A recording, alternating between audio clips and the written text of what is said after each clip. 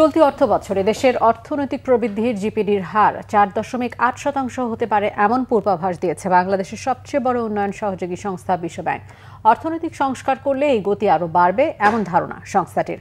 মূল্যস্ফীতি সন্তোষজনক পর্যায়ে কমিয়ে আনার পাশাপাশি এলডিসি উত্তরণে প্রস্তুতির তাগিদ দেন বিশ্বব্যাংকের বাংলাদেশ ও ভুটানের বিভাগীয় পরিচালক জব হেম। শুভ মাহফুজের রিপোর্ট। এক বছরের বেশি সময় ধরে খেলাপি ঋণে নিমজ্জিত ব্যাংকিং খাত। ঝুঁকিপূর্ণ ব্যাংকিং খাতের মতোই কোনো সুসংবাদ নেই কর্মসংস্থানে। তবে রেমিটেন্স ও শক্তিশালী রপ্তানি প্রবৃদ্ধির চাকায় ভর করে ধীরে ধীরে ঘুরে দাঁড়াচ্ছে দেশের অর্থনীতি। বিশ্বব্যাংকের ডেভেলপমেন্ট আপডেটেও উঠে এলো এমন পূর্বাভাস। সংস্থাটির পর্যবেক্ষণ বলছে, সরকার অর্থনৈতিক সংস্কারে মনোযোগ দিলে চলতি অর্থবছরে জিডিপি প্রবৃদ্ধি আরও কিছুটা বেড়ে দাঁড়াবে 4.8%।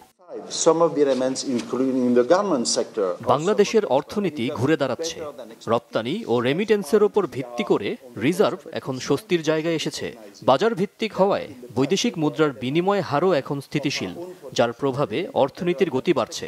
তবে কর আহরণ পরিস্থিতি এখনও সন্তোষজনক নয়। বিনিয়োগ বাড়ানো বড় চ্যালেঞ্জ। বিনিয়োগ মন্দার কারণে কর্মসংস্থানও বাড়ছে না। প্রতিবেদনে বলা হয়, আর্থিক খাতের নিরাপত্তা ও ব্যাংকের সুশাসন ফেরানোর উদ্যোগ বেশ ইতিবাচক।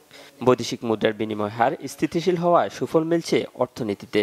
তবে শুল্ক চড়া হওয়া বাণিজ্য থেকে সুবিধা নিতে পারছে না বাংলাদেশ। দক্ষিণ এশিয়ার দেশগুলোর মধ্যে বাণিজ্যের দিক দিয়ে বাংলাদেশের অবস্থান সবচেয়ে নিচে। এর কারণ হলো চড়া শুল্ক।